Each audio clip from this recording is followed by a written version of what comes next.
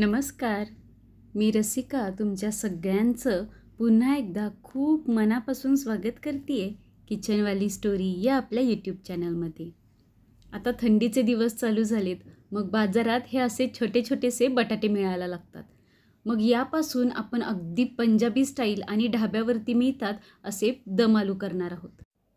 हे दम आलू तुम्ही अगदी पाहुणे आल्यावर सुद्धा घरी करू शकता, इतके स्वादिष्ट बनतात. पण त्याआधी आपल्या व्हिडिओला लाईक आणि चॅनलला सबस्क्राईब करायला विसरू नका.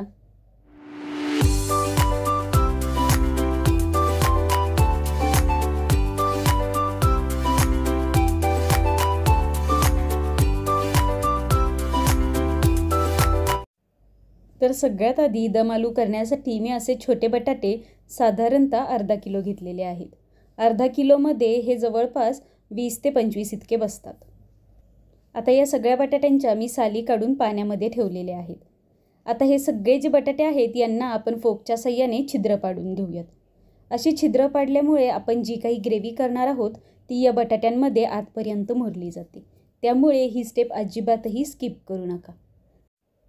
फक्त एक गोष्ट लक्षात ठेवायची की अशी बिळं पाडल्यानंतर हे बटाटे आपल्याला पाण्यात घालायचे नाही आहेत. नाहीतर मग काय होतं, त्या छिद्रांमध्ये पाणी जाऊन राहतं आणि जेव्हा आपण हे फ्राय करणार आहोत तेव्हा ते पाणी आपल्या अंगावरती उडतं. त्यामुळे अशी छिद्र पाडून झाली की एका प्लेटमध्ये हे बटाटे काढून घ्यायचे आहेत. तर आता हे पहा, आपल्या सगळ्या बटाट्यांना छान छिद्र देऊन झालेली आहेत. आता एक कढई गरम करून त्यामध्ये साधारणतः 2 पळीभर मी तेल घेतलेलं आहे. तेल चांगलं कडकडीत गरम झालं की मग यामध्ये मी हे सगळे छिद्र पाडलेले बटाटे घालून घेणार आहे.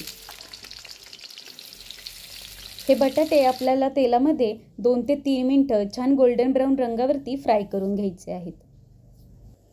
असे तेलावर फ्राय केल्यामुळे बटाटे इथेच 50 ते 60% शिजले जातात आणि मग ग्रेव्हीमध्ये टाकल्यानंतर बाकीचे बटाटे पूर्ण शिजले जातात. तर आता हे पहा, आपल्या बटाट्यांचा कलर छान असा बदललेला आहे. मस्त गोल्डन ब्राऊन रंगावरती आपले बटाटे तळले गेलेले आहेत. आता हे बटाटे आपण काढून एका प्लेटमध्ये घेऊयात.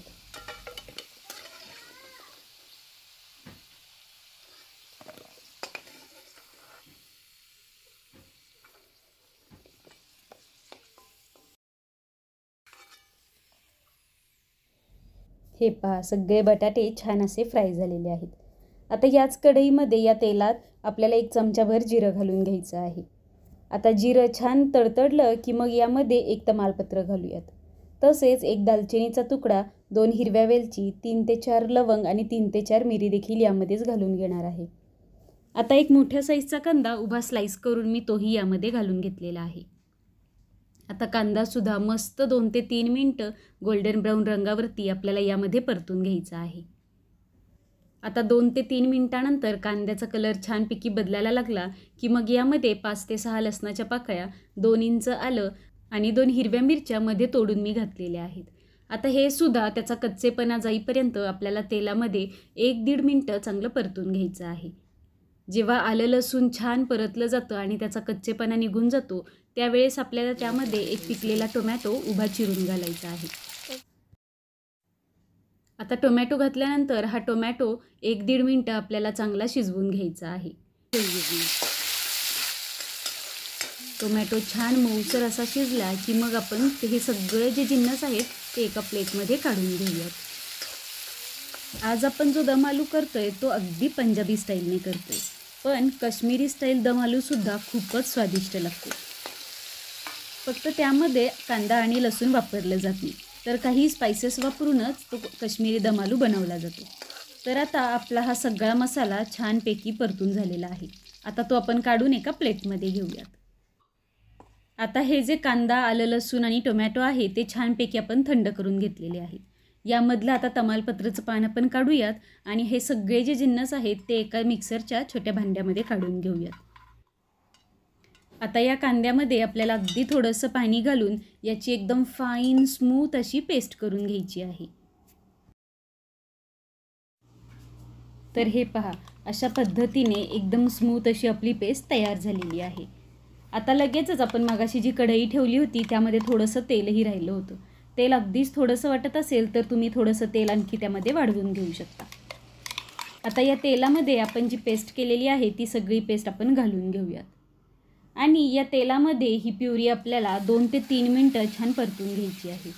ऑलरेडी हे जे वाटण आहे ते आपण छान परतून घेतलेलंच होतं, पण आता त्याच्यामधला पाण्याचा अंश जाईपर्यंतच फक्त आपल्याला ते एकदा हलवून घ्यायचं आहे. साधारणतः 2 ते 3 मिनिटानंतर या वाटणामधला पाण्याचा अंश जातो आणि त्याच्या किनारींना तुम्ही बघू शकत असाल की कसं तेल सुटलेलं आहे. तर जेव्हा अशा पद्धतीने आपल्या वाटणाच्या किनारींना तेल सुटायला लागेल तेव्हा यामध्ये आपण काही कोरडे मसाले घालून घेणार आहोत. तर सगळ्यात आधी आपल्या भाजीला छान असा रंग येण्यासाठी 1 चमचाभर मी बेडगी मिरची पावडर घातलेली आहे. तसेच 1 चमचा इथे गरम मसाला देखील घातलेला आहे. आता 1 चमचा आपण घरात जो काही काळा मसाला वापरतो तो, थोडीशी हळद, 1 चमचाभर धने पावडर आणि 1 चमचाभर आपल्याला कच्च्या बडीशेपची पावडर घालायची आहे. आता हे सगळे कोरडे मसाले आपल्याला वाटणासोबत छान परतून घ्यायचे आहेत. आता हे जे कोरडे मसाले आहेत ते लगेचच खाली लागायला लागतात, त्यामुळे मी इथे अगदी थोडंसं पाणी घालून घेणार आहे. तर पाणी घालण्यासाठी मी मिक्सरच्या भांड्यामध्ये अर्ध फुलपात्र पाणी घालून ते थोडंसं खवळून ते यामध्ये घातलेलं आहे. आता हे जे कोरडे मसाले आणि आपलं वाटण आहे ते आपल्याला छान आधी हलवून घ्यायचं आहे आणि नंतर यावर झाकण ठेवून 2 मिनटं आपल्याला त्याला छान वाफ काढून घ्यायची आहे. म्हणजे आपले जे मसाले आहेत ते वाटणासोबत इतके छान मर्ज होऊन जातात की आपल्या वाटणाला खूप सुंदर कलर येतो आणि तर्रीसुद्धा त्याला लगेचच सुटायला लागते. आता झाकण काढून परत एकदा आपण हे सगळे मसाले हलवून घेऊयात आणि मग यामध्ये 1 ग्लासभर गरम पाणी घालून घेऊयात. पाण्याचा अंदाज तुम्ही तुमच्या आवडीनुसार कमी जास्त करू शकता, पण हे जे दम आलू आहेत त्याची ग्रेव्ही थोडीशी दाटसरच असते, त्यामुळे पाणी मी इथे 1 ग्लासच घातलेला आहे. आता या पाण्याला मस्त अशी एक उकळी आली की मग यामध्ये आपण जे फ्राय केलेले बटाटे होते ते घालून घेऊयात.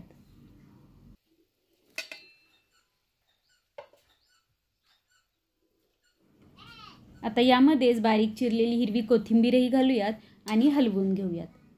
आता या सगळ्यात शेवटी यामध्ये पाण्याचा आणि बटाट्यांचा अंदाज घेऊनच आपल्याला चवीनुसार मीठ घालून घ्यायचं आहे. आता मीठ घातल्यानंतर पुन्हा एकदा आपण हे सगळं हलवून घेऊयात आणि मग झाकण ठेवून साधारणतः 5 ते 6 मिनटं या बटाट्यांना आपल्याला छान शिजवून घ्यायचं आहे.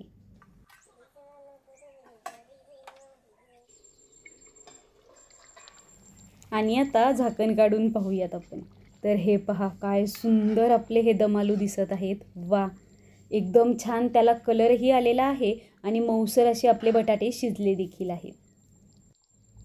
आता मस्त हा गरमागरम दम आलू आपण चपाती किंवा रोटीसोबत सर्व करूयात. काय मग, आहे की नाही एकदम सुंदर अशी रेसिपी. ही रेसिपी तुम्ही पाहुणे आल्यावर जर केली तर पाहुणे एकदम खुशच होऊन जातील. चला तर मग, व्हिडिओ आवडला असेल तर व्हिडिओला लाईक आणि शेअर करा. तसेच आपल्या चॅनलवर जर तुम्ही नवीन असाल तर आपल्या चॅनलला सबस्क्राईब देखील करा. आता आपण भेटूयात अशा छान छान झटपट होणाऱ्या आणि अगदी स्वादिष्ट रेसिपीजसोबत पुढच्या व्हिडिओमध्ये.